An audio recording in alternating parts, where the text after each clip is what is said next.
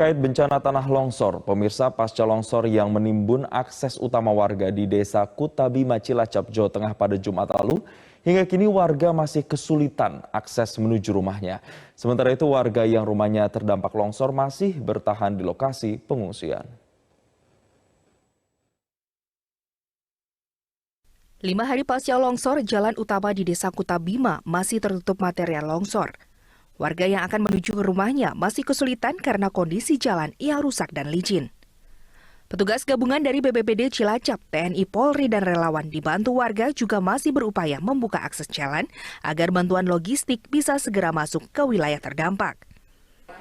Hingga kini puluhan warga terdampak longsor masih bertahan di lokasi pengungsian di SD Negeri 4 Kutabima. BPBD Cilacap menghimbau warga yang kini masih bertahan di rumah mereka untuk waspada dan segera mengungsi jika hujan dengan intensitas lebat mengguyur wilayah ini dalam waktu yang cukup lama. Peristiwa longsor ini terjadi pada Jumat malam kemarin saat desa Kutabima diguyur hujan deras. Akibat kejadian ini, tebing setinggi lebih dari 20 meter yang berada tepat di akses jalan desa longsor dan menutup seluruh akses masuk ke wilayah desa. Dari Cilacap, Jawa Tengah, Darbe Tias, Metro TV. Pemirsa, untuk mengetahui bagaimana perkembangan penanganan bencana longsor di desa Kutabima, Cilacap, Jawa Tengah, sudah tersambung bersama kami Kepala BPBD Cilacap, Bapak Wijo Nardi. Selamat siang, Pak Wijo. Selamat siang, Assalamualaikum. Waalaikumsalam, terima kasih Pak Wijo telah bergabung bersama kami di Newsline. Pak Wijo, bencana tanah longsor di Cilacap ini, terutama di desa Kutabima ini telah terjadi sejak hari Jumat, informasi yang masuk ke redaksi Newsline. Nah, saat ini keadaannya seperti apa? Apakah akses jalannya masih sepenuhnya tertutup oleh tanah longsor? Dan berapa banyak rumah yang terdampak, Pak Wijo? Silahkan. Ya, terima kasih Mas Gasan. Izinkan sebelumnya saya ingin berterima kasih kepada seluruh masyarakat, semua komponen dinas instansi yang sudah bahu-membahu dengan cepat untuk menangani permasalahan di Kutabima ini. Saya terima kasih kemarin Bu Hajah Tetir Hatiningsih, anggota DPR RI fraksi Golkar dari Komisi 4, juga sudah sampai ke lokasi meninjau langsung serta memberikan bantuan, serta sanggup untuk memberikan menjanjikan untuk relokasi bagi yang mau direlokasi. Kemudian saya juga ingin berterima kasih kepada Kementerian PUPR yang secara langsung memerintahkan Pak Wijo, bagaimana dengan keadaan di sana, Pak Wijo? Apakah akses utama jalan di sana masih tertimbun tanah seperti yang terlihat di layar, dan berapa rumah yang masih terdampak, ya, Pak Wijo? Ya, Mas Gasan. Jadi kehadiran beliau itu memberi kita semangat dan seluruh masyarakat dari PUPR hari ini menurunkan kembali 2 unit ekskavator. Kemarin sudah 1 unit. Kemudian 1 unit dari BPWS. Ada di lokasi ada 2 unit ekskavator untuk ukuran PSI 50 dan 70. Insya Allah hari ini akan datang 2 lagi bantuan dari Kementerian PUPR untuk membersihkan lokasi seperti yang digambar. Itu adalah titik yang paling berat yang kemudian menyebabkan banjir bandang yang terjadi pada malam itu di wilayah Kecamatan Majenang, Sungai Cilemah. Kondisi masyarakat saat ini yang ada di pengungsian itu ada 36 KK, 123 jiwa.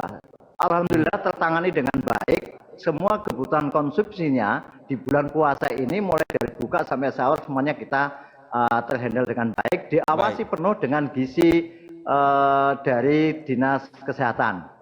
Baik, Pak Wijo, sebelum kita membahas lebih lanjut terkait dengan penanganan para pengungsi di sana, ada 36 KK yang kemudian berada di posko pengungsian. Tapi apakah ada warga yang sudah mulai kembali ke rumah mereka masing-masing atau bertahan di rumah masing-masing? Dan itu kalau ada berapa, Pak Wijo? Sebetulnya kalau himbauan sih untuk semuanya mengungsi. Tetapi yang kita khawatirkan itu kelompok rentannya, jadi ibu hamil, kemudian yang lansia itu yang kita utamakan diungsikan di SD Negeri 4 Citulang. Ya, jadi untuk yang bapak-bapaknya tentunya nggak mengungsi, tetapi tetap siaga di lokasi. Oke, ada kabar juga yang menyatakan bahwa akibat bencana tanah longsor di sana bahkan listrik ini sempat padam, sempat mati listrik begitu di sana. Bisa dijelaskan apakah saat ini listriknya sudah nyala, Pak Wijo? Ya betul, jadi karena jaringan listrik ke dusun tersebut itu tertimpa oleh pohon, karena waktu itu BMKG sudah meramalkan akan ada angin kencang dan hujan deras. Ini menimpa kabel yang kemudian putus. Besok harinya diperbaiki, baru di hari ketiga kemarin alhamdulillah sudah menyala kembali.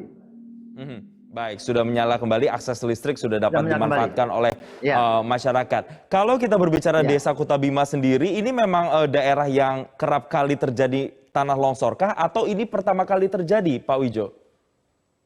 Kalau di peta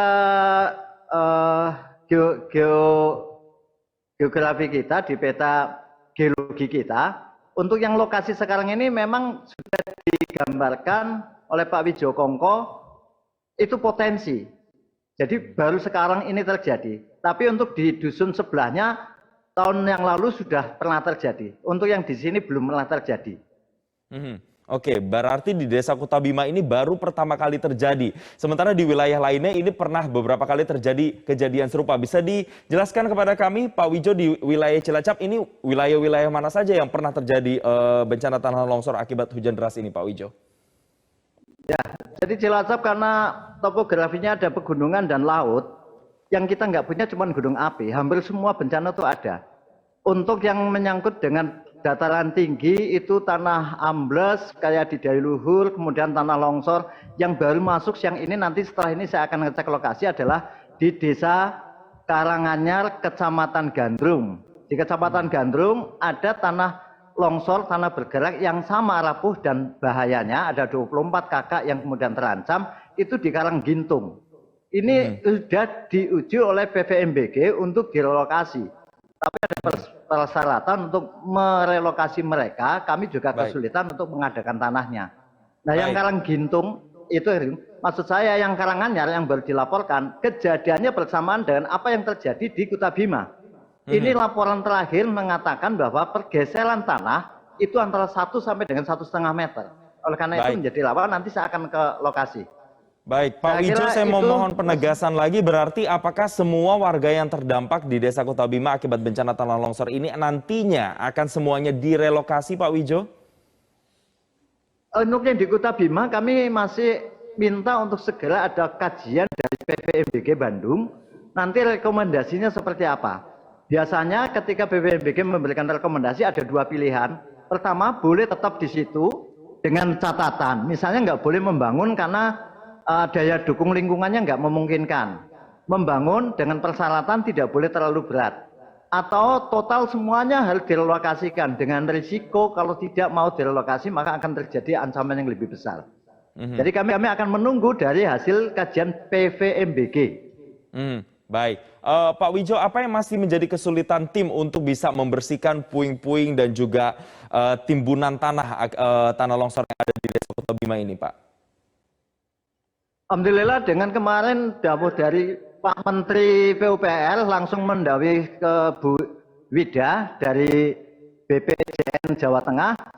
Hari ini diturunkan lagi 2 unit, maka dengan 4 unit ekskavator mini ini, PC50 dan 70, kami akan lebih cepat untuk segera menyingkirkan. Hari ini sudah sampai di titik yang kedua. Semua ada 7 titik longsor. Insya Allah mungkin dalam minggu depan kita sudah bisa mulai lancar. Hari ini juga sejak hari kedua motor sudah bisa lewat. Walaupun dengan susah payah tapi bisa lewat motor. Baik, Pak Wijo, terakhir terkait dengan keadaan para pengungsi di sana, para warga yang terdiri dari berbagai kalangan usia, termasuk lansia dan juga anak-anak, apa yang paling mereka butuhkan saat ini, dan kemudian imbauan bagi warga yang saat ini mengungsi atau berada di sekitar Desa Kuta Bima ini seperti apa? Silakan Pak Wijo. Terima kasih. Tadi saya ingin mengucapkan terima kasih kepada semuanya yang sudah memberikan simpati, donatur ya. Kami sudah membuka dapur logistik, gudang logistik, kemudian dapur umum. Untuk kebutuhan logistik, insya Allah cukup sampai dengan 2 bulan. Ini masih tercukupi. Karena hampir semua yang bersimpati mengirimnya adalah logistik permakanan. Baik. Nah, kami berharap dengan tercukupinya ini, supaya jangan mengirim lagi logistik, tetapi kirimlah dalam natura. Karena justru kita butuh nanti pasca kebencanaan untuk perbaikan sarpras yang mengalami kerusakan.